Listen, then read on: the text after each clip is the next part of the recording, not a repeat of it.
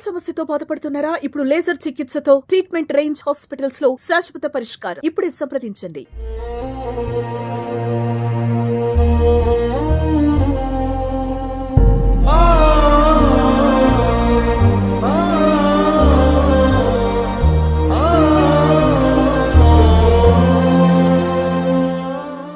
ఒక మరణం చాలా బాధాకరణం. నేనైతే దేవుని ప్రార్థించేవాడిని, తప్పకుండా ఆవిడ కోలుకోవాలి. ఆవిడ యొక్క రికవరీ పైన తల్లిదండ్రులతో పాటు మేము కూడా అదే విధంగా ఆశించాం.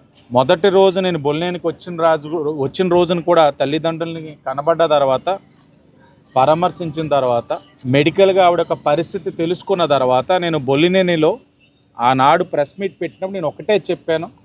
ఆ రోజు అదే చెప్పాను, ఈరోజు అదే చెప్తా ఉన్నాను. కారకులైన వ్యక్తులపైన కఠినమైన చర్యలు ఉంటాయన్నాం, చర్యలు తీసుకున్నాం. అతన్ని ఇప్పుడు కస్టడీకి అడుగుతా ఉన్నాం, కోర్టుకి అడిగాం పోలీస్ డిపార్ట్మెంట్ ద్వారా. కస్టడీకి కూడా తీసుకొని ఇంకా వాస్తవాలు బయటికి తీసుకురావడానికి ఇంటరాగేషన్ జరుగుతుంది. మరో పక్కన హాస్పిటల్ వారు సీసీ కెమెరాస్లో ఇన్ఫర్మేషన్ ఇవ్వడంలో జాప్యం చూపించడంతో DVRనే పికప్ చేసుకొని డిపార్ట్మెంట్ తీసుకురావడం జరిగింది. టెక్నికల్ టీంకి ఇచ్చింది, అది కూడా చేస్తూ ఉన్నారు. మరో పక్కన ఆవిడ రూమ్మేట్స్ ఒక్కొక్కరుగా పిలిచి ఇన్వెస్టిగేట్ కూడా చేస్తూ ఉన్నారు.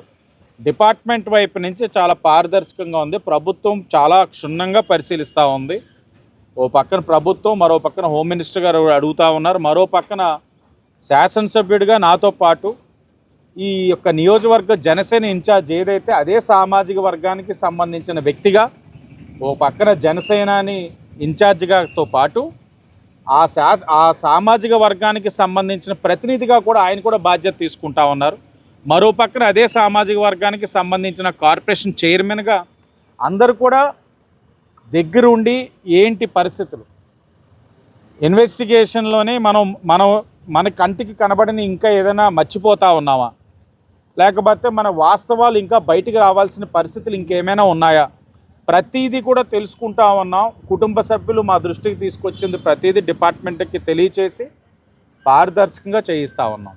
నేను ఆ రోజు చెప్తా ఉన్నాను, ఈరోజు చెప్తా ఉన్నాను. నేను చేయాల్సిన కార్యక్రమం చేస్తూ ఉన్నాను. అదే పని మీద రాజకీయం చేయదలుచుకోలేదు. ఎందుకంటే ఒక మహిళ కుటుంబం బాధలో ఉన్నారు, భరోసా కల్పించాను, ఏం చేయాలో అది చేశాను. ఆ రోజు కూడా నేను ఒకటే చెప్పాను, మీ కుటుంబానికి నేను అండగా ఉంటాను, ప్రభుత్వం నుంచి వచ్చే కార్యక్రమం జరుగుతుంది. మరో పక్కన నేను వ్యక్తిగతంగా అండగా ఉంటానన్నాను. ఆ రోజు నేను నోరు తెరిచి చెప్పలా, ఎందుకంటే నేను ఆశించాను ఆవిడ ప్రాణంతో బయటికి రావాలి, ఆరోగ్యకరంగా తిరగాలి, తల్లిదండ్రులను చూసుకోవాలని. అనుకుంది జరగలేదు కాబట్టి నా ట్రస్ట్ నుంచి నేను ఆవిడకి 2 లక్షలు కుటుంబానికి ఆర్థిక సహాయం అందిస్తానని మనసులో అనుకున్నాను. అది కూడా చేయడంతో పాటు హోమ్ మినిస్టర్ గారితో కూడా మాట్లాడాను.